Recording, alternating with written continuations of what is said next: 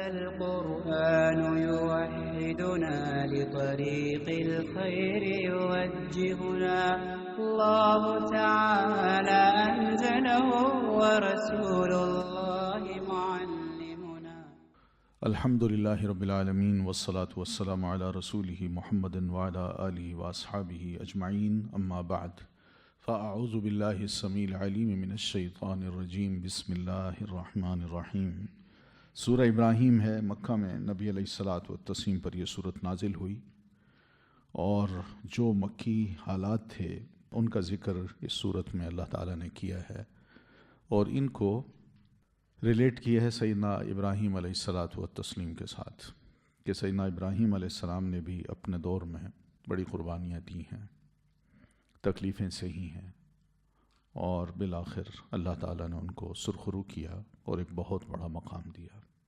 سورت شروع ہوتی ہے بسم اللہ الرحمن الرحیم. الف لام را سے. الف لام را الگ الگ حرف ہیں، ان کو ایسی توڑ توڑ کے پڑھنا ہے. کتابٌ، یہ ایک عظیم کتاب ہے. انزلناہ، ہم نے اتارا ہے اس کو. الیکا، آپ کی طرف. لتخرج الناس، تاکہ آپ نکالیں لوگوں کو. اخرج یخرج، اخراج. تخرج نکالنا اور خرج خروج نکلنا، ٹھیک ہے نا. تو اخراج اور خروج یہ آپ پڑھیں گے. فعل کو پڑھیں گے. فعل دو قسم کا ہوتا ہے، ایک فعل لازم ہوتا ہے اور ایک فعل متعدی ہوتا ہے. پڑھا ہے کبھی؟ فعل لازم اور فعل متعدی پڑھا ہے نا. بس یہی ہے. یہ فعل لازم ہی ہوتا ہے جو خود اپنا کام کر ڈالے، ٹھیک ہے نا. اس کو بس فاعل خود ہی اپنا کام کر ڈالتا ہے، کرنے والا. لیکن فعل متعدی میں مفعول کی ضرورت ہوتی ہے. تو یہاں دیکھیں لتخرج، تاکہ آپ نکالیں لوگوں کو، ٹھیک ہے نا. تو تخرج میں خروج، اخراج کیا ہے؟ فعل ہے، نکالیں. آپ، تو یہ فاعل ہے. تخرج فعل اور فاعل، یہ جملہ پورا نہیں ہوا. اب یہاں کس کو نکالیں؟ الناس، لوگوں کو، ٹھیک ہے. تو جس فعل میں فاعل کے علاوہ مفعول کی ضرورت ہو اس کو کیا کہتے ہیں؟ فعل متعدی. اور جو فعل فاعل سے مل کے اپنا کام پورا کر دے اس کو کیا کہیں گے؟ لازم. ٹھیک، بس یہ ہے چھوٹی سی گرامر. تو تاکہ آپ نکالیں لوگوں کو من الظلمات، تاریکیوں سے، الی النور، روشنی کی طرف. ظلمات ظلمت کی جمع ہے اور ظلمات سے مراد کیا ہے؟ بہت سی راہیں، تاریکیاں، باطل، غلط طریقے بے شمار ہیں، نظریات بے شمار ہیں لوگوں کے. تو الی النور، روشنی کی طرف. بِإِذْنِ رَبِّهِمْ، ساتھ اذن کے اللہ کے، ان کے رب کے. الی صراط العزیز، طرف راستے کے. العزیز جو بہت زبردست ہے، الحمید جو خوب تعریف والا ہے، اس کے. تو قرآن مجید کی یہاں اللہ تعالیٰ نے تعریف کی ہے کتابٌ، یہ کتاب ہے، عظیم کتاب ہے. بن کی جو تنوین ہے یہ عظمت کا معنی دے رہی ہے کہ کتاب بہت ہی عظیم ہے. یعنی پچھلی جتنی بھی کتابیں ہیں، تورات ہو، انجیل ہو، زبور ہو، صحیفے ہوں، ان کے مقابلے میں یہ عظیم ترین کتاب ہے. پھر اللہ کا کلام بھی ہے، ظاہر ہے. انزلناہ الیکا، ہم نے اتارا اس کو آپ کی طرف. یہ آپ کا شرف ہے کہ عظیم کتاب عظیم انسان پر اتر رہی ہے. کیوں؟ لتخرج الناس، تاکہ آپ نکالیں لوگوں کو من الظلمات الی النور، تاریکیوں سے روشنی کی طرف. یہ ہے مقصد کتاب کو اتارنے کا، کہ لوگ تاریکیوں میں بھٹک رہے ہیں، انہیں راہ نظر نہیں آتی، نہ اللہ کی پہچان ہے، نہ اپنی زندگی کا مقصد انہیں معلوم ہے، اور بس اسی طرح کھاتے ہیں، پیتے ہیں، سو جاتے ہیں، عیش کرتے ہیں، وقت گزار رہے ہیں اور بالآخر مر جاتے ہیں. یہ بھٹکی ہوئی زندگی ہے. یہ انسانوں والی زندگی نہیں ہے، یہ جانوروں والی ہے، بلکہ جانوروں سے بھی بدتر ہے. تو اس لیے ایسی تاریکیاں جو دنیا میں موجود ہیں، جس سے مراد نظریات بھی ہیں، عقائد بھی ہیں، بھٹکے ہوئے افراد کے کام بھی ہیں، خرافات بھی ہیں، یہ سب. اور اس کے مقابلے میں النور ایک ہے، وہ اسلام ہے، وہ حق کی بات ہے، وہ روشنی ہے. یہ یاد رکھیے، حق ایک ہوتا ہے، دو نہیں ہوتے۔ اسلام اس بات کا قائل نہیں ہے یہ بھی صحیح ہے وہ بھی صحیح ہے۔ ایک بات صحیح ہوگی، دو باتیں صحیح نہیں ہوگی۔ تو اس لیے روشنی ایک ہی ہوگی، دو روشنیاں نہیں ہوں گی۔ روشنی کے مقابلے میں بہت سی تاریکیاں ہیں، اور روشنی جب اللہ تعالیٰ پھینکتا ہے تو اس کا نتیجہ کیا نکلتا ہے؟ جس کو ہدایت ملنی ہوتی ہے مل جاتی ہے، اور جو اس روشنی سے محروم رہتا ہے وہ گمراہ ہو جاتا ہے۔ نبی علیہ الصلاۃ والتسلیم ارشاد فرماتے ہیں کہ ان اللہ خلق خلقہ، کہ اللہ تعالیٰ نے اپنی مخلوق کو پیدا کیا فی ظلمت، تاریکی میں، ثم القى علیہ نورہ، پھر اللہ تعالیٰ نے اپنی اس مخلوق پر اپنی روشنی پھینکی، فمن اصابہ من ذلک النور اہتدی، تو جس شخص کو اس نور کی تھوڑی سی بھی جھلک پڑ گئی وہ ہدایت پا گیا، ومن اخطأ ضل، اور جس سے یہ چوک گئی روشنی وہ گمراہ ہو گیا۔ کیا خوبصورت حدیث ہے۔ امام احمد بن حنبل رحمۃ اللہ علیہ اس کو اپنی مسند میں، اور امام ابن حبان رحمہ اللہ اپنی صحیح میں اس کو روایت کرتے ہیں۔ تو یہ ہے کہ لِتُخْرِجَ النَّاسَ مِنَ الظُّلُمَاتِ إِلَى النُّورِ، تاکہ آپ نکالیں لوگوں کو تاریکیوں سے روشنی کی طرف، بِإِذْنِ رَبِّهِمْ، ان کے رب کے حکم سے، ان کے رب کی اذن سے۔ یہ اذن اللہ کی مشیت ہے۔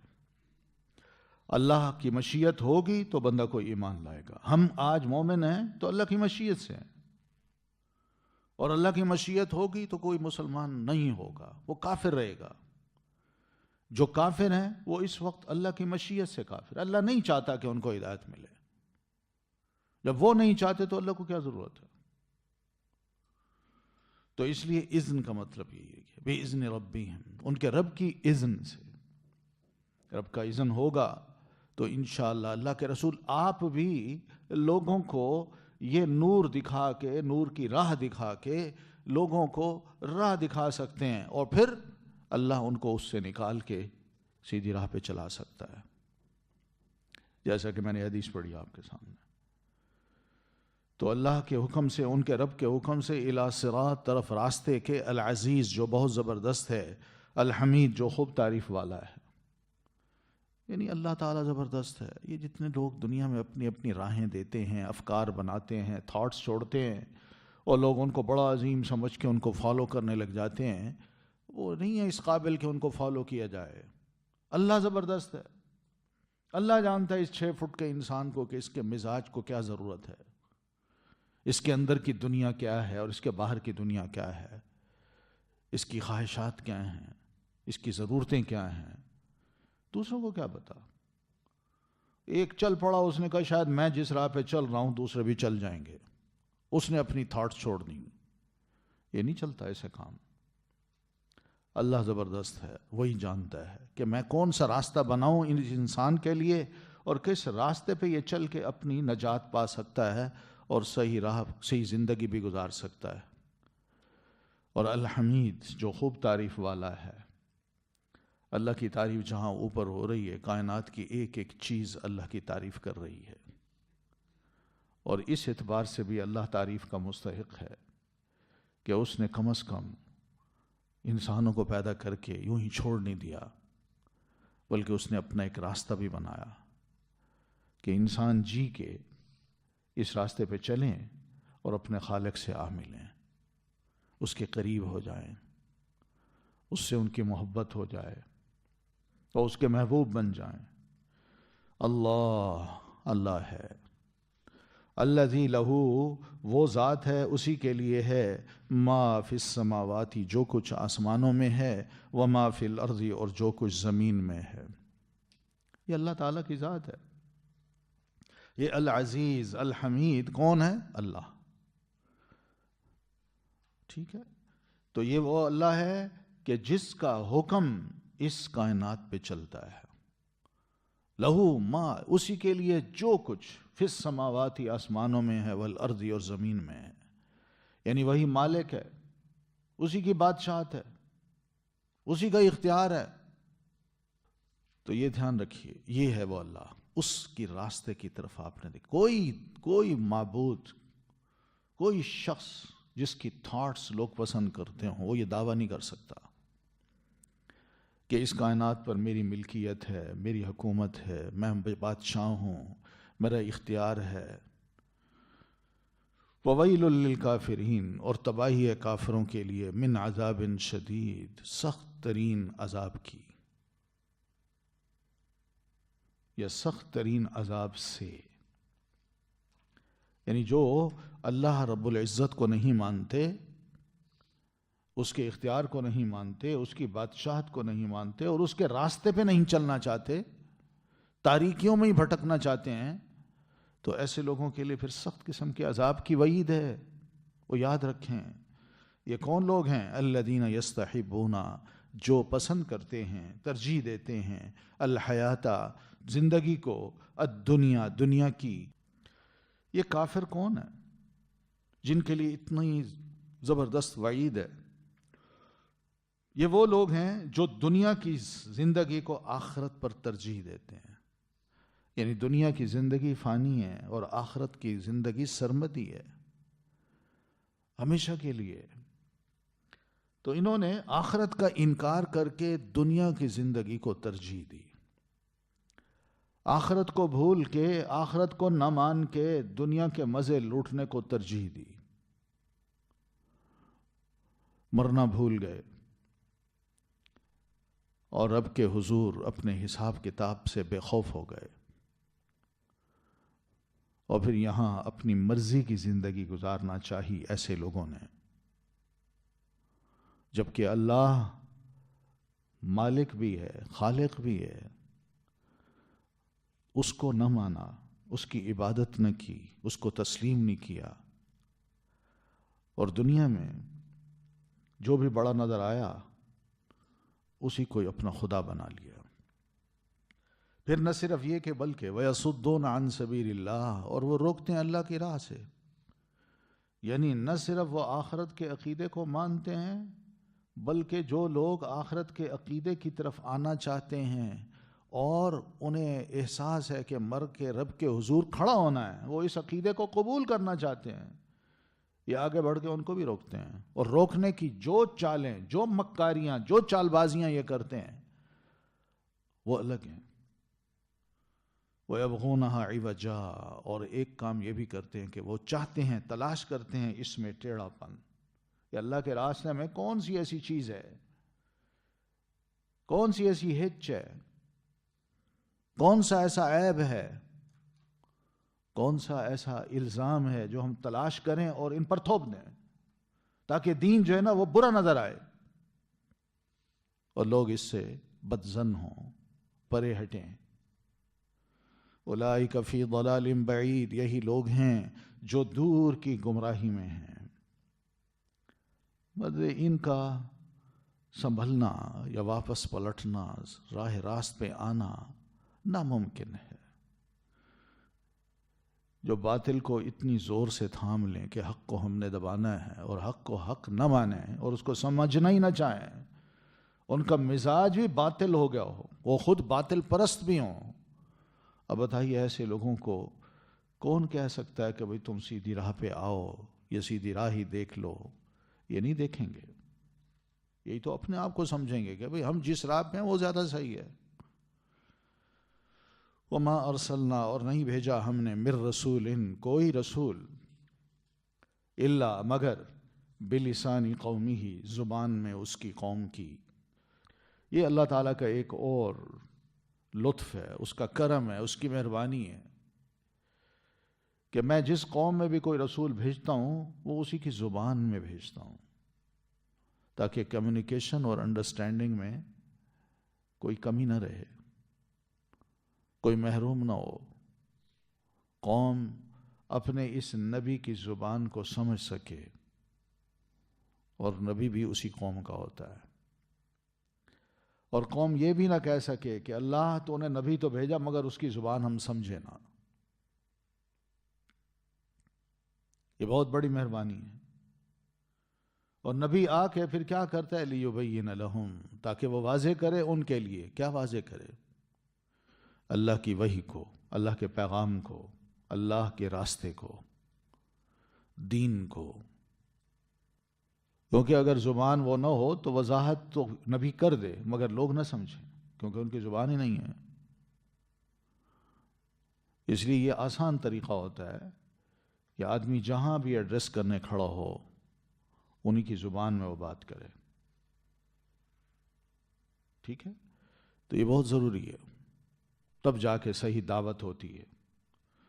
لیکن جو مخاطب ہیں ان کی زبان کچھ اور ہے اور ایڈریس کرنے والا اس کی زبان کچھ اور ہے، تو یہ تو بڑا گیپ ہے. زبان اس کو نہیں آتی، اس کو اس کی نہیں آتی، تو کیسے سمجھیں گے دین کی بات کو؟ اس لیے اسی قوم میں جانا چاہیے جو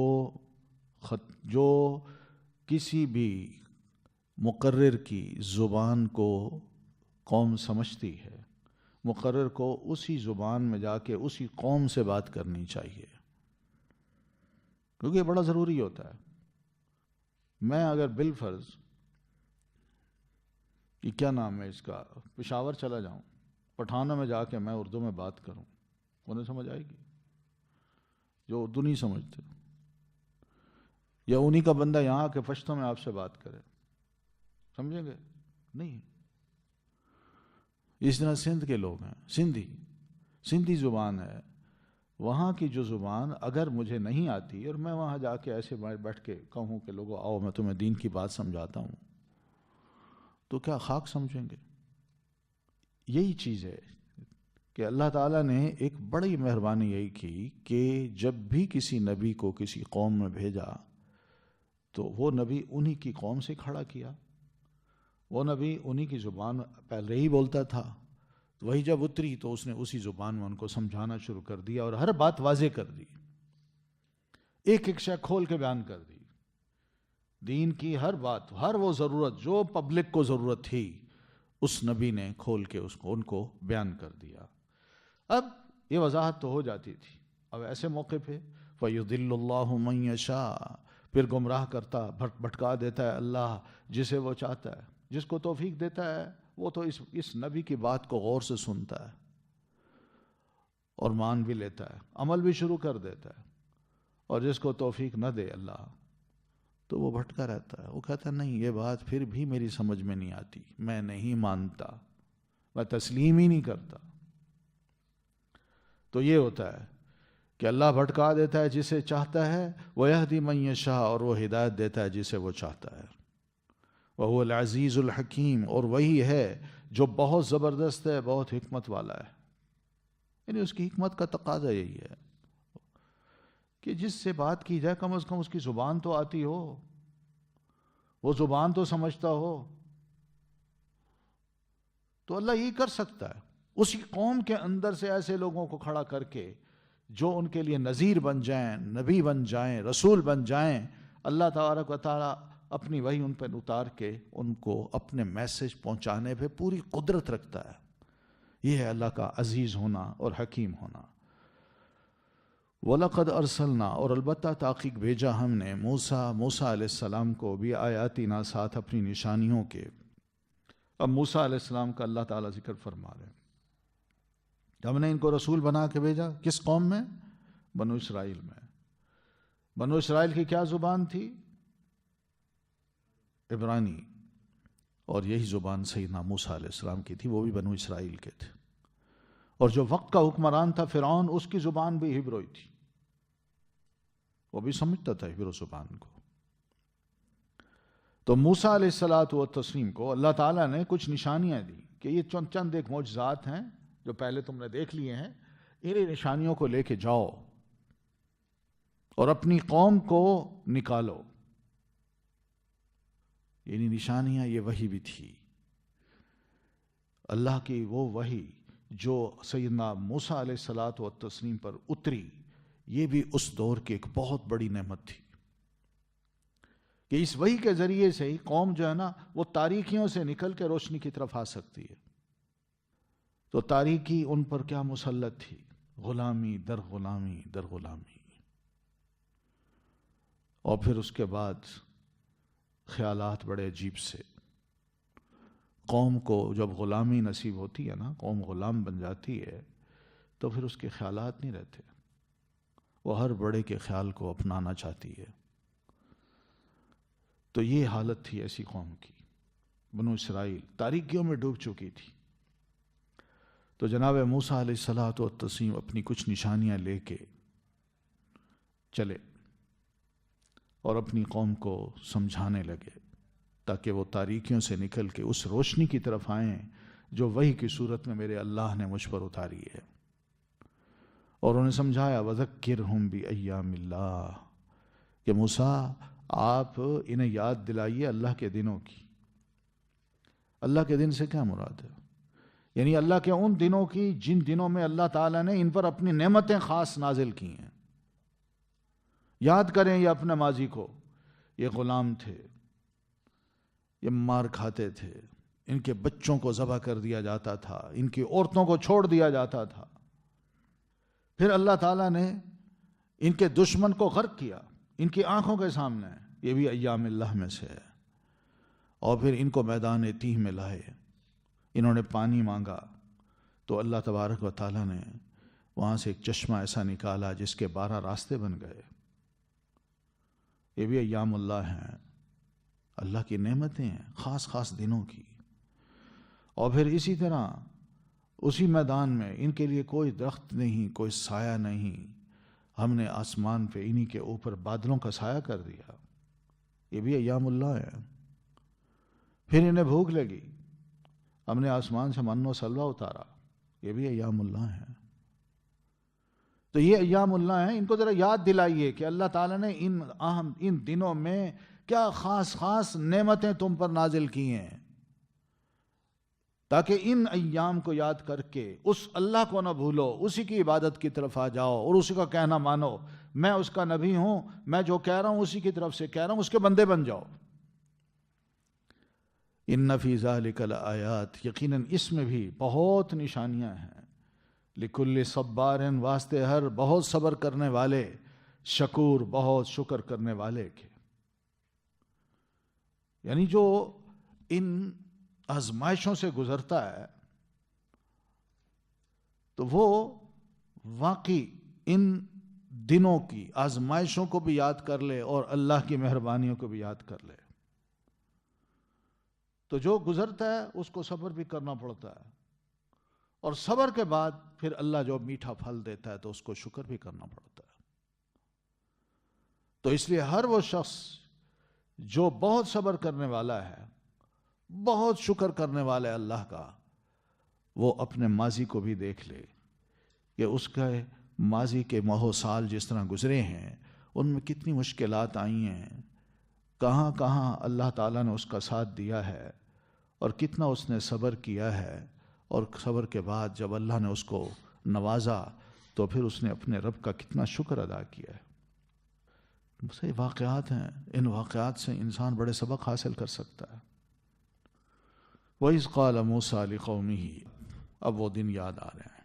اب حضرت موسیٰ علیہ الصلوۃ والتسلیم اپنی قوم کو وہ دن یاد دلا رہے ہیں. وَإِذْ قَالَ مُوسَىٰ، اور جب کہا موسیٰ علیہ السلام نے لِقَوْمِهِ، اپنی قوم سے، اذکروا، یاد کرو.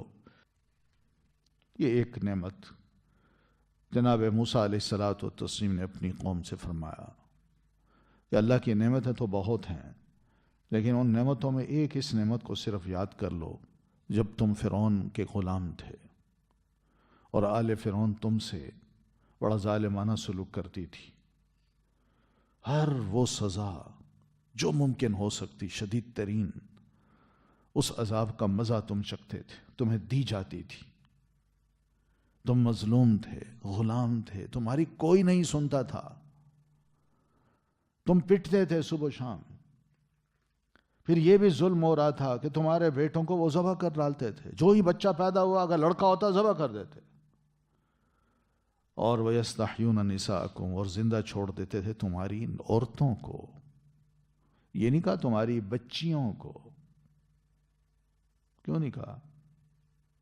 عورتوں کا نام لیں گے نا غیرت آئے گی کچھ.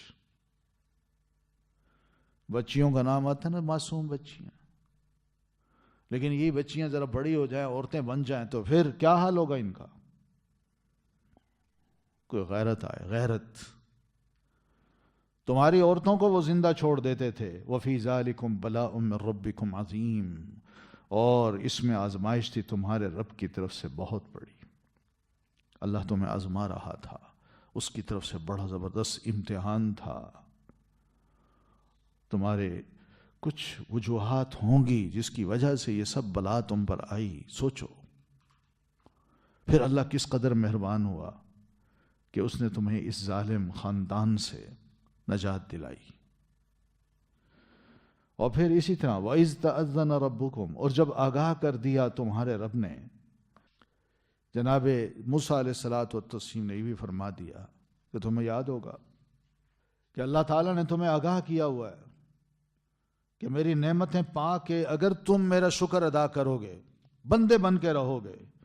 شکر کا مطلب یہی ہے کہ انعام مل جائے اور نعمت مل جائے، اور نعمت ملنے کے بعد اس کا صحیح استعمال ہو، اور منعم جو انعام دینے والا ہے زبان سے، دل سے اس کی قدر بھی کی جائے، اور اس کے ساتھ ساتھ زبان اور دل سے اس کا شکریہ بھی ادا کی جائے۔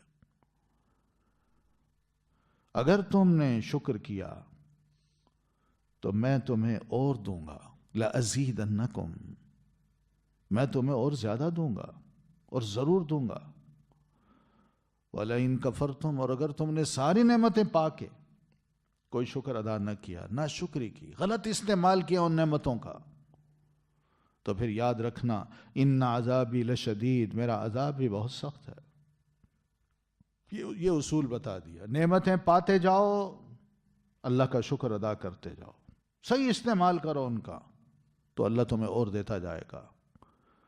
اور اگر تم نے نعمتیں پا کے اللہ کی ناشکری کی، ان چیزوں کا غلط استعمال کیا، ان نعمتوں کا، تو پھر یاد رکھنا اللہ نہ صرف وہ نعمتیں چھین لے گا بلکہ تمہیں سخت سے سخت سزا بھی دے گا۔ وقال موسیٰ، اور کہا موسیٰ علیہ السلام نے، ان تکفروا، اگر تم ناشکری کرو، تم موسیٰ علیہ السلام نے ان کو یہ بھی آگاہ کر دیا، یہ مت سمجھنا کہ اللہ تعالیٰ تم سے یہ لفظ سننا چاہتا ہے، اللہ تیرا شکریہ، اپنی تعریف کروانا چاہتا ہے، ایسا مسئلہ نہیں ہے۔ اور یہ بھی یاد رکھنا، تم نعمتیں پا کے اگر اللہ تعالیٰ کا شکر ادا نہیں کرو گے تو کہیں یہ نہ سمجھنا کہ اللہ تو ہماری تعریف کا محتاج ہے، ہمارے شکریہ کا محتاج ہے، ہم تو بڑی شے ہیں، اللہ مجبور ہے۔ نہیں، ان تکفروا انتم، سنو، اگر تم سارے کے سارے بنو اسرائیلی اللہ کی ناشکری کرو، بلکہ تم نہیں، ومن فی الارض جمیعا، جو بھی زمین میں انسان بستے ہیں سب کے سب مل کے اللہ کے ناشکرے بندے بن جائیں، تو کیا اللہ تعالیٰ کی شان میں کوئی فرق آئے گا؟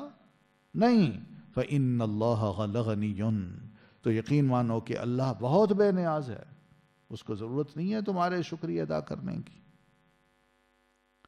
اس کی شان کہیں بلند ہے، وہ تو تمہاری تربیت کرنا چاہتا ہے، وہ تو چاہتا ہے کہ تم خود نعمتیں پا کے قدر کرنا جانو، اور جو انعام دیتا ہے کم از کم اس کے لیے کچھ آداب سیکھ لو کہ ہم اس کا شکریہ ادا کر دیں۔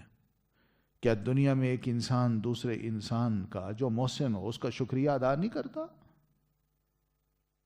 کیا کبھی ایسا ہوتا ہے کہ کوئی کسی کو آ کے گفٹ دے اور دوسرا چپ کر کے لے کے رکھ دے اور منہ سے کچھ نہ کہے؟ کیا ایسا ہوتا ہے؟ اگر ایسا ہو تو دنیا میں کیا ہوتا ہے؟ جس نے شکریہ کے لفظ ہی نہیں کہے اس نے دوسری دفعہ آ کے اس کو گفٹ دینا؟ بالکل نہیں دینا۔ یہ تو ایسا شخص ہے کہ سب کچھ دے دیں اس کو، اس کے منہ میں سے یہ لفظ ہی نہیں نکلتا جناب آپ کا بہت شکریہ۔ تو دنیا کا یہ حال ہے، مگر اللہ تعالیٰ ایسا ہے کہ انسان اللہ کا شکر نہ بھی ادا کرے اللہ پھر بھی دیتا جاتا ہے، اسے پرواہ نہیں ہے اس بات کی کہ بندہ میرا شکر ادا کرتا ہے یا نہیں۔ یہ تو بندے کا اپنا ذوق ہے کہ وہ خود کیا بنتا ہے، اپنے آپ کو کس طرح بنا کے پیش کر رہا ہے اس منعم کے سامنے جو اس پر 24 گھنٹے ایک ایک لمحے اپنی نعمتوں کی بارش برسا رہا ہے۔ تو اس لیے اللہ کو ضرورت نہیں ہے. حمید وہ بہت تعریف والا ہے. الم یاتکم کیا نہیں آئی تمہارے پاس نبأ خبر. سیدنا موسیٰ علیہ الصلوۃ والتسلیم نے یہ بھی فرمایا کہ کیا تمہارے پاس پہلی قوموں کی خبریں نہیں آئیں؟ مثلا قوم نوح کی، قوم عاد کی، قوم سمود کی، یا ان کے بعد بہت سی قومیں اور بھی تھیں. لا یعلمہم الا اللہ، جن کی تعداد کو اللہ کے علاوہ کوئی نہیں جانتا. ان کی خبریں ملی ہیں. کیوں اللہ تعالیٰ نے ان تمام قوموں کو سزا دی، غرق کر دیا، کسی کو، کسی کی نسل ختم کر دی، اور کسی قوم کو چنگھاڑ بھیج کے ان کو وہیں پر ان کے گھروں کے اندر ہی ختم کر دیا. یہ خبریں پہنچی ہیں. کیوں اللہ تعالیٰ نے ان کو ختم کیا ہے؟ جاءتہم رسلہم بالبینات، ان کے پاس بھی رسول آئے تھے، اور رسول واضح دلائل کو لے کے آئے تھے کہ میں اللہ کا رسول ہوں، میرے رسول ہونے کی یہ دلیل ہے، یہ معجزہ ہے. میں اللہ کا رسول ہوں، یہ وحی مجھ پر نازل ہوتی ہے، یہ کلام ہے، سنو. اس کے مقابل میں تمہارے پاس کوئی دلیل ہو تو لاؤ، اس کو توڑو. میں جو ایک اللہ کا تعارف کرا رہا ہوں اس کے ثبوت یہ ہیں. تم جن خداؤں کو پوچھتے ہو اس کے ثبوت کیا ہیں؟ یہ واقعی خدا ہیں. اس طرح کے بے شمار دلائل انہوں نے اپنی قوم کے سامنے پیش کیے، مگر قوم نے سننے کی بجائے فردوا ایدیہم فی افواہہم، انہوں نے لوٹائے اپنے ہاتھ اپنے منہوں میں. اس کے دو مطلب ہیں. ایک تو یہ ہے، نبی کو کہا خاموش، ایسی بات نہ کرنا یہاں، ورنہ دھمکیاں. یہ فردوا ایدیہم فی افواہہم. اور دوسرا معنی کہ انہوں نے اپنے ہاتھوں کو اپنے منہ میں لٹا لیا، یعنی یوں رکھ کے ہنسنے لگے. مذاق.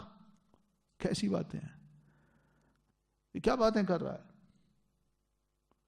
کیا یہ باتیں اس قابل ہیں کہ ان پر کان دھرے جائیں، توجہ دی جائے؟ وقالو، اور اپنے اسی رد عمل سے انہوں نے پھر منہ سے بھی کہہ دیا کہ انا کفرنا، بے شک ہم انکار کرتے ہیں، بما ارسلتم بہ، اس کا جو بھیجے گئے تم ساتھ جس کے، اور جس تعلیم کو لے کے تم آئے ہو ہمارے پاس ہم نہیں مانتے. جو وہی، جو عقیدہ، جو نظریہ ہمیں تم دینا چاہتے ہو، یا جو عمل ہمیں بتانا چاہتے ہو، یا جس کی اصلاح کرنا چاہتے ہو، ہم نہیں مانتے اس کو. نہ تمہیں رسول مانتے ہیں، نہ ان باتوں کو مانتے ہیں. وَإِنَّا لَفِي شَكٍّ، اور پھر انہوں نے یہ بھی کہا کہ ہم تو بڑے شک میں، مما تدعوننا الیہ، جس کی طرف تم ہمیں بلاتے ہو. مریب، اور شک وہ ہے جو ہمیں بڑا بے چین کرنے والا ہے. یعنی بے چین ہیں ہم آباء و اجداد کے مذہب کو لے کے چل رہے تھے، ہم ان خداؤں کو پوچھتے تھے، ہمارا اپنا ایک کلچر تھا. تم آ کے ہمیں کس راستے پر گامزن کرنا چاہتے ہو؟ اور دوسری بات یہ، ہماری قوم میں سے کچھ لوگ تم نے توڑ لیے، ان کو مسلمان کر دیا. اب فساد شروع ہو گیا ہے. ہماری قوم بڑی متحد تھی گمراہی پر، ہمارا ایک ہی نظریہ تھا، مگر تمہارے آنے سے ہمارے ہاں ایک بہت بڑی بے چینی سی پھیل گئی ہے. شک تو تھا، لیکن اب بے چین بھی کر دیا اس شک نے ہمیں کہ تمہارا وجود ہمارے لیے قابل قبول نہیں ہے. تم جو کچھ کہتے ہو یہ گمراہانہ باتیں ہیں. گھر گھر میں لڑائی تم نے پیدا کر دی ہے. اچھے بھلے لوگ چل رہے تھے، تمہارے آنے سے فساد پیدا ہو گیا ہے. قالت رسلہم، کہا ان کے رسولوں نے، افی اللہ، کیا اللہ کے بارے میں شک ہے تو لے آؤ تم ہمارے پاس، بسلطان، کوئی دلیل، مبین، واضح. تو قوم نے جس طرح اپنے منہوں پہ ہاتھ رکھا، دھمکیاں دیں، مذاق اڑایا، انکار کیا، تو ان کے رسولوں نے یہاں تک ان کو کہا، دیکھو بھلو لوگو، افی اللہ شکن، یعنی ہم تمہیں جو پیغام دے رہے ہیں وہ اپنی ذات کی طرف تو نہیں بلا رہے، ہم تو تمہیں اللہ کی ایک اللہ کی عبادت کی طرف بلا رہے ہیں۔ کیا اس بارے میں بھی تمہیں کوئی شک ہے؟ 20 خداؤں کو تم مانو جو سب شکوک ہیں، تمہارے گمان ہیں، تم کہتے ہو یہ شاید یہ کر سکتا ہے، شاید یہ کام یہ کر سکتا ہے، شاید یہ خدا یہ کام کر سکتا ہے، مگر اللہ جو میرا اور تمہارا خالق ہے، رازق بھی ہے، مالک بھی ہے، وہ مہربانیاں بھی کر رہا ہے، اس کے بارے میں تمہیں شک ہوتا ہے کہ کیا واقعی اس کی عبادت کی جائے یا نہ کی جائے، یا اس اکیلے کو مانا جائے یا نہ مانا جائے۔ اور یہ کون ہے اللہ؟ فاطر السماوات والارض، جو زمین اور آسمان کو پیدا کرنے والا ہے۔ فاطر ایک ہے خالق اور دوسرا ہے فاطر۔ خالق تخلیق، پیدائش ہوتی ہے کسی شے کی، اور فاطر جس شے کو پیدا کرنا ہے نا، اس کی ابتدا کرنے والا بھی وہی، اور پھر اس کو بڑھا کے عین وقت پہ پیدا کرنے والا بھی وہی۔ فاطر اور خالق میں یہ فرق ہے، ٹھیک ہے؟ مثال کے طور پر کوئی بندہ ڈگ کرتا ہے کسی جگہ پہ، تو ڈگ کرتے کرتے کرتے نیچے گہرائی میں جاتا ہے، شاید کنواں نکل آئے، پانی نکل آئے، پانی نہیں نکلتا۔ ایک دوسرا بھی کر رہا ہے، وہ کسی اور جگہ پہ، وہ کرتے کرتے کرتے اس کو وہاں سے پانی نکل آتا ہے، ٹھیک ہے؟ اب جہاں سے پانی نکلا ہے، اب یہ بندہ کہہ سکتا ہے کہ میں نے کنویں کا پانی پہلے نکالا، انا فطرتھا، کہ میں نے کنواں کا پانی سب سے پہلے نکالا ہے، یہ ابھی اور جائے گا نیچے، پتہ نہیں کہاں جا کے نکلتا ہے۔ تو اس نے ابتدا بھی کر دی، پانی کی ابتدا بھی اس کی ہو گئی، اور پھر اس کا ایک تخلیق بھی ہو گئی کہ یہ کنواں جو ہے نا، یہ اس بندے نے بنایا ہے۔ کنویں یہی کنواں ہوتا ہے نا، کنواں گہرا بھی ہوتا ہے، کھودتا بھی ہے انسان، اور پھر نیچے پانی بھی ہو، پانی نہ ہو، صرف گہرائی تک جائے، اس کو کنواں نہیں کہتے۔ تو یہ دو چیزیں اس میں آ گئی ہیں، ابتدا اور اس کا پھر پیدائش۔ تو ابتدا بھی اللہ تعالیٰ نے اس کائنات کی، وہ کیسے کی؟ کہ جیسے قرآن مجید میں آگے پڑھیں گے آپ کہ اللہ تعالیٰ فرماتے ہیں اولم یر الذین کفروا ان السماوات والارض کانتا رتقا ففتقناہما، کیا یہ کفار اس بات پہ غور نہیں کرتے کہ یہ زمین و آسمان ایک رتق تھے، رتق گولائی کی شکل میں آپس میں ملے ہوئے تھے، یہ ساری کائنات ایسے ملی ہوئی تھی، رتق تھی، پھر ہم ہی تھے جو ہم نے ان کو پھاڑ کے جدا جدا کر دیا، آسمان کو آسمان بنا دیا اور زمین بیچ میں۔ تو وہ رتق جو تھا، رتق زمین و آسمان کے پیدائش سے پہلے اس کی جو حالت ہے وہ کیا ہے؟ رتق کی۔ وہ رتق جو ہے اس کا خالق کون ہے؟ ابتدا کرنے والا کون ہے؟ اللہ تعالیٰ۔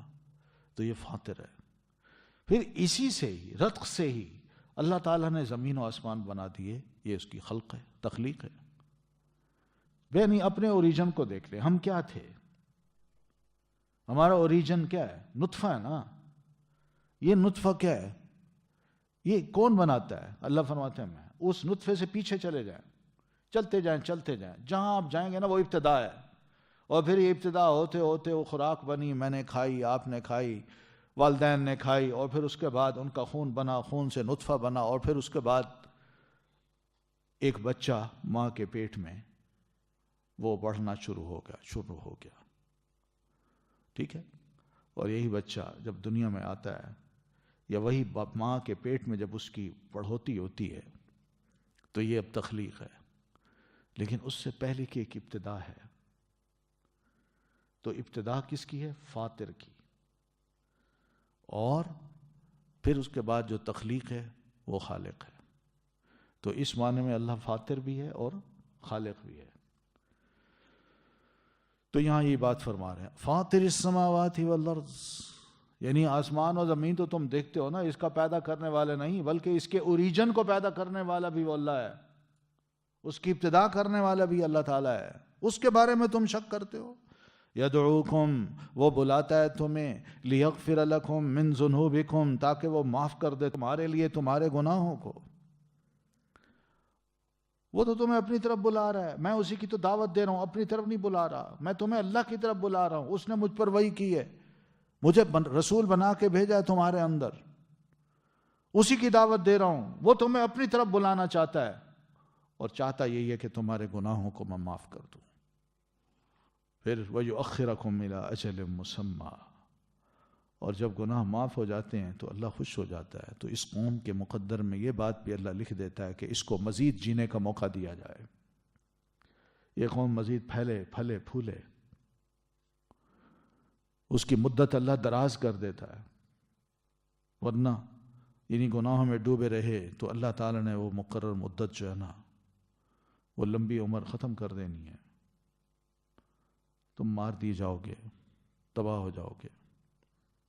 قالو، وہ کہنے لگے، ان انتم الا بشر مثلنا، نہیں ہو تم مگر ایک انسان ہم جیسے، تم نبی ہوتے ہو، کہتے ہو ہم نبی ہیں، ہم تو تمہیں اپنے جیسا سمجھتے ہیں۔ اپنے جیسا سے مراد یہ ہے جیسے ہم گناہ گار ہیں ویسے تم بھی ہو، یا جس مقام پہ ہم کھڑے ہیں اسی مقام پہ تم بھی کھڑے ہو، اس لیے تمہاری ہم پر کوئی فضیلت نہیں ہے، نہ ہم تمہیں فضیلت دیتے ہیں۔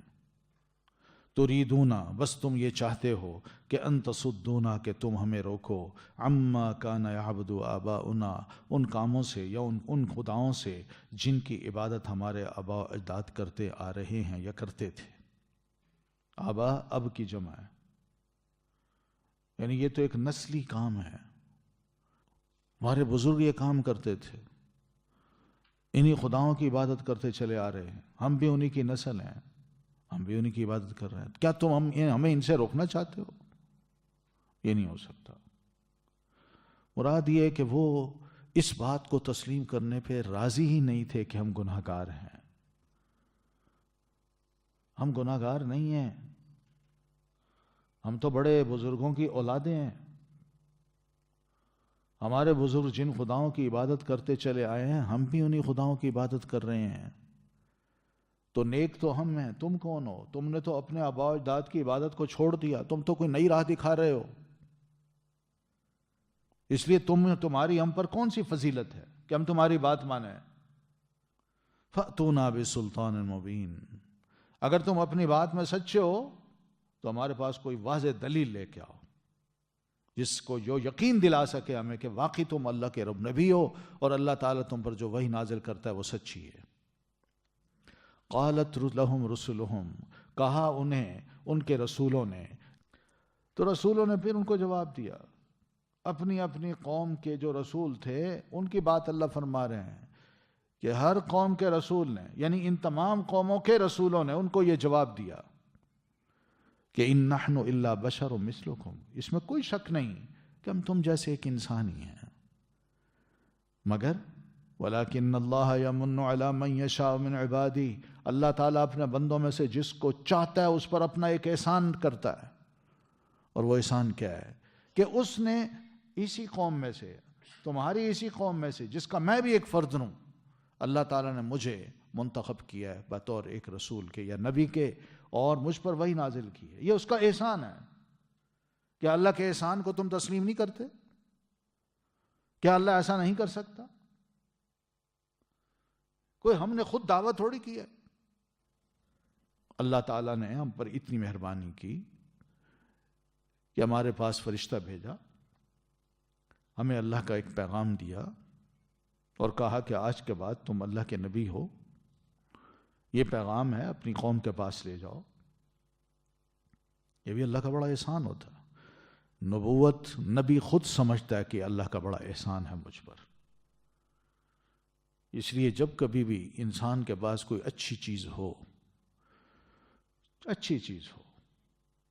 اچھا عمل کرنے کی اللہ توفیق دے دے، اچھی نیت کی اللہ توفیق دے دے، اچھا عقیدہ اپنانے کی اللہ توفیق دے دے، تو بندہ یہ کہہ سکتا ہے کہ اللہ کا مجھ پر بڑا احسان ہے، کوئی بری بات نہیں ہے، بلکہ شکریہ کے الفاظ ہیں یہ۔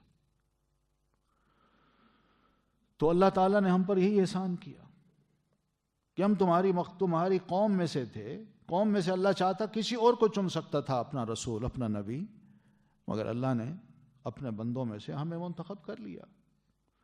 اب اس میں ہمارا کیا قصور ہے؟ ہیں تو ہم تمہاری طرح انسان، مگر کیا انسانوں میں سے اللہ کسی انسان کو منتخب کر کے رسول نہیں بنا سکتا، نبی نہیں بنا سکتا؟ کیا پہلے نبی ایسے نہیں آئے؟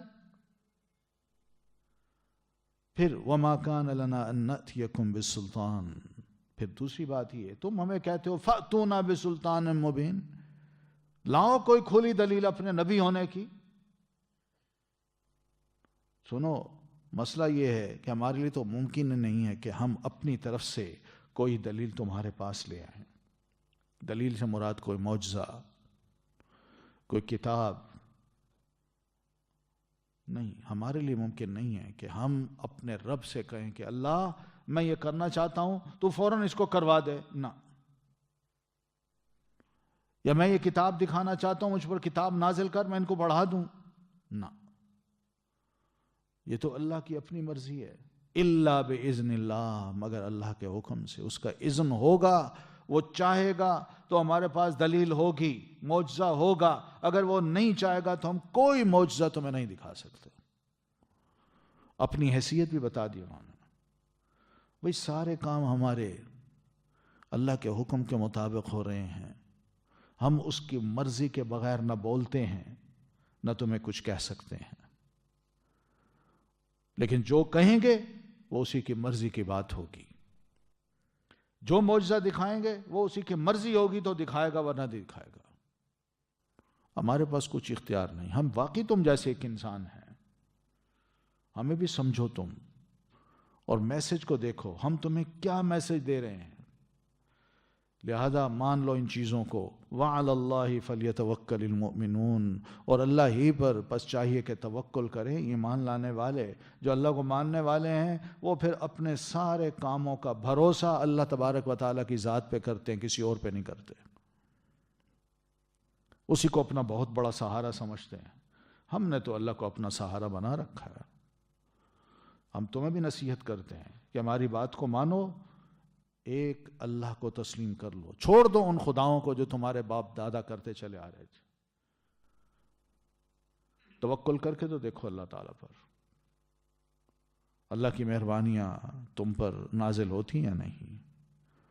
پھر سنو، وَمَا لَنَا، اور کیا ہے ہمیں، اللہ کے نہ توکل، ہم توکل کریں علی اللہ، اللہ پر.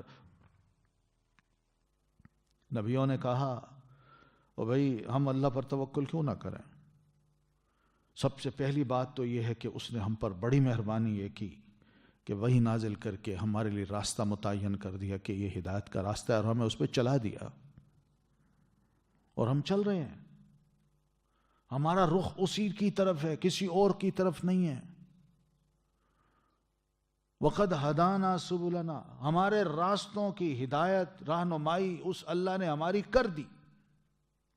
ہمیں بتا دیا کیسے جینا ہے، کیا کیا کھانا ہے، کیا کیا رشتے قائم کرنے ہیں، کس طرح معاملات کو نمٹانا ہے، حلال حرام کیا ہے، جائز ناجائز کیا ہے، صحیح غلط کیا ہے، سب اللہ نے ہمیں بتا دیے. ہم کیوں نہ اس کا احسان تسلیم کر کے اس پر بھروسہ نہ کریں. پہلے ہم جبکہ ہم نبی نہیں تھے، اللہ نے مہربانی کر کے ہمیں اتنا کچھ دے دیا، مستقبل کی راہیں بھی ہمارے لیے متعین کر دی،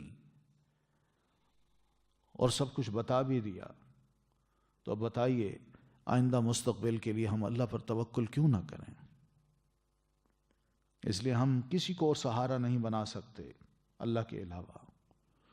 اعتماد ہوگا تو اللہ کی ذات پر، ان خداؤں پر نہیں جن کو تم مانتے ہو اور جن کو تم کل بھی اپنا ان کے حوالے کر دیتے ہو.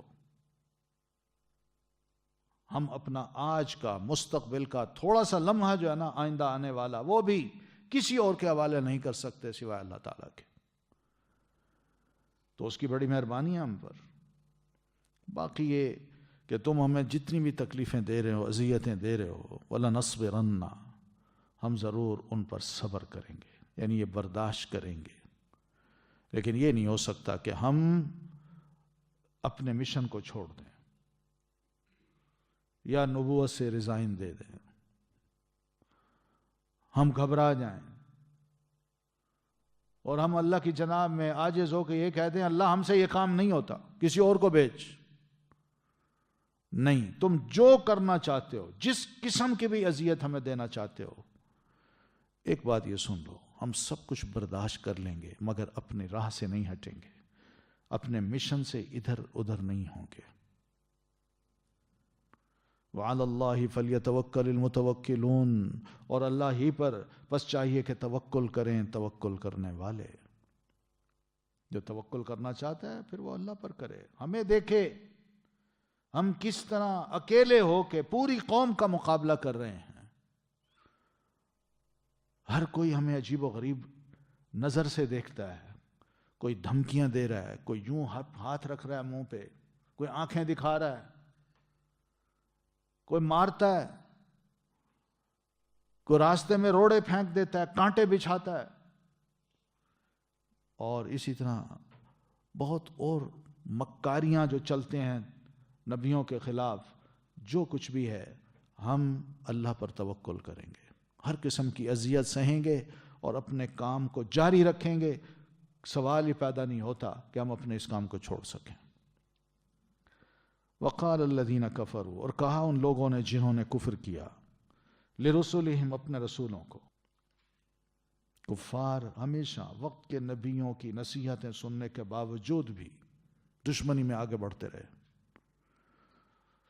اور آخر میں ان کفار نے اپنے وقت کے رسولوں کو یہاں تک کہہ دیا کہ دیکھو، دو راستوں میں ایک راستہ ہے آپ کے لیے، یا تو ہم تمہیں اپنی سرزمین سے نکال باہر کریں گے، اگر تم اپنی اسی ایمان اور نظریے پہ اور اسی دعوت پہ قائم رہے تو پھر تم اس سرزمین میں رہنے کے قابل اب نہیں، ہم تمہیں اپنے علاقے سے نکال باہر کر دیں گے، نکال دیں گے ہم تم یہاں نہیں رہ سکتے پھر، یا پھر لتعودن فی ملتنا، یا دوسری رائے یہ ہے کہ تم واپس ہمارے ہی ملت میں، ہمارے ہی کلچر میں، ہمارے ہی مذہب میں واپس لوٹ آؤ۔ بس ان دو میں کوئی ایک راہ تم اپنا لو، تیسری کوئی آپشن چھوڑی نہیں ہونا، جو وہ کام کر رہے تھے اس کی تو آپشن چھوڑی نہیں۔ تو یہ ہوتا ہے، یاد رکھیے، ہمیشہ یہی ہوتا رہا ہے۔ آج بھی دیکھیں دنیا میں جہاں کئی مسلمان آباد ہیں، لوگ نکلتے ہیں، وہ کہتے ہیں بھائی مسلمان بن کے رہنا ہے نا تو چلے جاؤ سعودی عرب، ہمارے علاقے میں مت رہو تم۔ انڈیا میں مسلمانوں کو یہ کہا جاتا ہے کہ تم اگر مسلمان بن کے رہنا چاہتے ہو تو پھر یہاں سے نکل جاؤ، یہ ہندوؤں کا ملک ہے، یا پھر واپس پلٹ آؤ، اس لیے کہ تمہارے باپ دادا کون تھے؟ وہ ہندو ہی تھے، تم نئے بندے پیدا ہو گئے ہو، یا تو واپس پلٹ آؤ یا نکل جاؤ۔ یہ آج بھی دنیا کا اصول ہے، اور یہ کچھ پہلے بھی رسولوں کو کہا گیا۔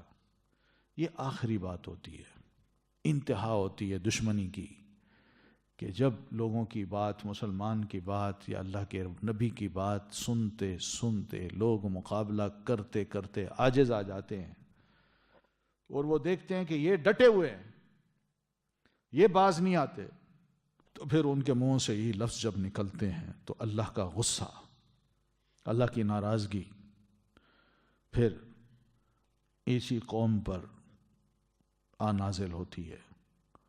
تو اللہ تعالیٰ وقت کے رسولوں کو وحی کر کے انفارم کرتے ہیں، فَأَوْحَى إِلَيْهِمْ رَبُّهُمْ، تو وحی کی طرف ان نبیوں کے، رسولوں کے، ان کے رب نے کیا کہ بس بہت ہو گئی، اب لَنُهْلِكَنَّ الظَّالِمِينَ، ہم ضرور ہلاک کر دیں گے ان ظالموں کو، اب یہ بچیں گے نہیں، کیونکہ یہ کسی نبی کے وجود کو اگر اپنے اندر برداشت نہیں کرتے اور اس کو نکالنا چاہتے ہیں تو پھر جب نبی نکل جائے تو اللہ کی رحمت تو ان پر نازل نہیں ہوگی، پھر تو رب کی پھٹکار ہی نازل ہوگی نا۔ اور یہ تو ہو نہیں سکتا کہ نبی خدا نخواستہ قوم کی جو گمراہی ہے اس میں جا شامل ہو اور کہے جی مجھ سے نبوت کا کام نہیں ہوتا.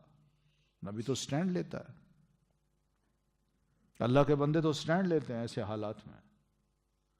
تو اللہ اس طرح ساتھ دیتا ہے کہ جناب بے فکر رہیے، اب ہم ان ظالموں کو ہلاک کر کے رکھ دیں گے. وَلَنُسْكِنَنَّكُمْ، اور البتہ ہم ضرور آباد کریں گے تمہیں.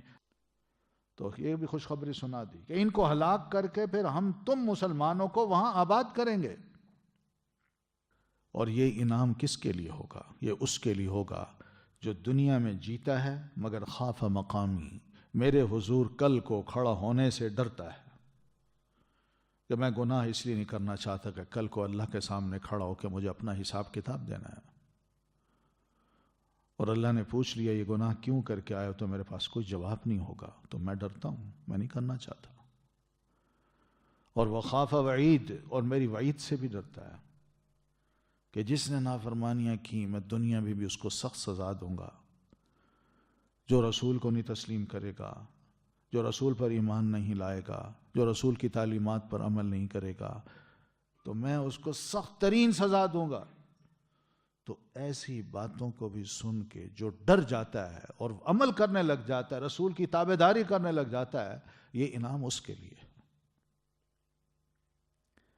کہ اس کی قوم کو ہم ہلاک کر دیں گے اور ان لوگوں کو، مومنوں کو وہاں لا کے بسائیں گے. وَاسْتَفْتَحُوا، اور انہوں نے فیصلہ چاہا. تو انہوں نے فیصلہ چاہا تھا، قوم نے کہا تھا وقت کے نبی کو لے آؤ جو عذاب تم بار بار جس کی دھمکی دیتے ہو، تمہارا رب فیصلہ کیوں نہیں کرتا؟ تو اللہ فرماتے ہیں وَاسْتَفْتَحُوا، انہوں نے فیصلہ چاہا تو ہم نے اپنا فیصلہ بھیج دیا، عذاب بھیجا. اور اس عذاب کا نتیجہ کیا نکلا کہ وَخَابَ كُلُّ جَبَّارٍ عَنِيدٍ، نامراد ہوا ہر سرکش، باغی اور بغض یا دشمنی رکھنے والا. یعنی نبیوں کے سرکش، باغی اور نبیوں کے مشن سے اور نبیوں سے اور دین سے دشمنی رکھنے والے یہ رسوا ہوئے، ذلیل ہوئے. اللہ تعالیٰ نے ان کے وجود کو ختم کر دیا، باوجود ان کے جتھوں کے، ان کی قوت کے، ان کے ایک اللہ ان کو کافی ہوا. اور رسوائی تو دنیا میں یہ ہوئی کہ اپنے آپ کو بچا نہ سکے مگر من ورائہ، جو ہی دنیا کا آخری سانس لیا، اگلا لمحہ جو تھا وہ کیا تھا کہ اس کے آگے جہنم و جہنم ہے. کہ سانس آخری لیتے ہی یا مرتے ہی آگے جہنم، دوزخ کی آگ یا اس کے جھونکے جہاں وہ ہوگا. کیونکہ قرآن مجید میں یہ بھی ہے کہ جہاں بھی لاش کافروں کی دفن کی جاتی ہے یا جس حالت میں بھی وہ پڑے ہوتے ہیں، اللہ تعالیٰ ان کو قیامت تک ان کے اس وجود کو دوزخ کی آگ پیش کرتا رہتا ہے. دیکھو یہ تمہارا ٹھکانہ ہے. اور اسی تکلیف دہ منظر کو وہ دیکھتے دیکھتے خود بھی اذیت میں ہوتے ہیں. یہ عذاب ہوتا ہے قبر کا. اور پھر جب قیامت کو اٹھیں گے تو پھر تو جہنم کی حقیقت یا جہنم کی حقیقی صورت ان کے سامنے آئے گی، اور حقیقت میں وہ جہنم میں ہی ہوں گے، وہاں جلیں گے اوپر نیچے، تو آگ ہی آگ ہوگی. اور پھر وہاں اس کی گرمی سے جب وہ پانی مانگیں گے تو وَيُسْقَى مِن مَاءٍ صَدِيدٍ، وہ پلایا جائے گا پانی میں سے صدید، پیپ والے. یہ پھوڑے ہوتے ہیں نا جسم پہ، وہ پھوڑا جب پھٹتا ہے تو اس کے اندر سے جو پیپ نکلتی ہے جس میں لہو بھی ہوتی ہے، بدبو بھی ہوتی ہے، یہ جہنم کی پیپ ہوگی. اور ویسا ہی اس کا پانی ہوگا، بدبودار، گندا. وہ ان کو پلایا جائے گا. لو بھائی پیاس بجھانی ہے نا، گرم ماحول ہے نا، پیو. یتجرعہ، وہ گھونٹ گھونٹ پیے گا اسے. جرعہ کہتے ہیں گھونٹ کو. وہ گھونٹ گھونٹ پیے گا اسے. یہ جو پانی ہے اس کو واقعی وہ پینا چاہے گا کہ پیوں، کسی طرح تو میری پیاس بجھے. لیکن جب پیے گا تو یتجرعہ، جیسے پیاسا پانی پیتا ہے نا تیزی سے، اس طرح نہ پی سکے گا. بدبو، اس کا منظر، اس کے اندر ملی لہو کی بدبو، وہ ساری چیز جو ہے نا، وہ جب پیے گا تو یتجرعہ، وہ ایک ایک گھونٹ کر کے پیے گا، گھونٹ گھونٹ۔ کڑوی دوائی پینی پڑے تو کیسا بندہ پیتا ہے؟ دنیا کی کڑوی دوائی کتنی تکلیف ہوتی ہے کہ مزاج ہی نہیں ہے، اور یہاں یہ حالت ہے۔ اس سے بڑھ کر کہ یتجرعہ، وہ بدبو ہے، گندی چیز ہے، پیپ ہے، مگر پینا ہے کہ شاید اس سے میری پیاس بجھ جائے، اتنا پیاسا ہوگا اندر سے، تو وہ گھونٹ گھونٹ پیے گا اسے، مگر ولا یکاد یسیغہ، وہ اس کو نگل نہیں سکے گا، منہ میں رہ جائے گا۔ کیسی حالت ہوتی ہے بندے کی، کوئی بدبودار چیز انسان سونگھے اور اس کے منہ میں ہو، کیا وہ نگل سکتا ہے اس کو؟ لیکن نگلنا پڑے گا اس کو۔ ادھر یہ عالم ہوگا، ادھر آگ ہوگی، وَيَأْتِيهِ الْمَوْتُ مِنْ كُلِّ مَكَانٍ، اور ہر طرف سے اس کو موت ہی نظر آئے گی، اس کے پاس موت آ رہی ہوگی، ابھی مرا ابھی مرا، ادھر خوف، او موت آئی، او اتنا اس کا حال برا ہوگا، جدھر بھی دیکھے گا وہ یوں محسوس کرے گا کہ بس ابھی میری جان گئی، یہ جو ظالم چیز آ رہی ہے، یہ گندی چیز آ رہی ہے، یہ عذاب آ رہا ہے، یہ بھڑک آ رہی ہے اس کی، میں کیا؟ تو انسان ہر وقت اسی خوف میں مبتلا ہو، ادھر دیکھے تو اس کو موت نظر آئے اپنی، ادھر دیکھے موت نظر آئے، اوپر نیچے دائیں بائیں ہر طرف سے، کہ میں ابھی گیا۔ خوف کا یہ عالم ہو اور بندہ یوں سمجھے کہ میں مر گیا، مگر وما ہوا بمیت، مگر وہ مرنے والا نہیں ہوگا، اس لیے کہ موت تو وہاں لکھی نہیں ہے اللہ تعالیٰ نے۔ جہنم میں داخلے سے پہلی موت کو اللہ تعالیٰ نے ذبح کر دیا تھا، اسی حالت میں رہے گا۔ ثم لا يموت فیہا ولا یحیا، نہ جہنم میں مرے گا نہ جیے گا، یہ حالت ہوگی بندے کی۔ وَمِن وَرَائِهِ، اور اس کے آگے عذاب ہے غلیظ، سخت، یعنی یہ ساری کیفیت ہے، اوپر نیچے دائیں بائیں ہر طرف عذاب ہی عذاب، فی عمد ممددہ، کہ اللہ تعالیٰ نے جہنم کے شعلے جو ہیں ایسے اٹھائے ہوئے ہیں جیسے بڑے بڑے پلرز ہوں، ایسے شعلوں کی پلرز کی طرح وہ شعلے اٹھتے ہیں، اور بندہ انہی میں ہی لوٹ پوٹ ہو رہا ہوگا، شور شرابہ، چیخیں دھاڑیں، رونا پیٹنا، ہائے وائے، سب کچھ، مگر جہنم کے اندر یہ سب عذاب غلیظ ہے۔ نبی صلی اللہ علیہ وسلم جب اس قسم کی آیات پڑھتے تھے تو جہنم سے پناہ مانگتے تھے، اللہم انی اعوذ بک من عذاب جہنم، اللہم اجرنی من النار، آپ دعائیں مانگتے تھے۔ سبحانک اللہم و بحمدک، اشہد ان لا الہ الا انت، استغفرک و اتوب الیک۔ اللہ تعالی انزلہ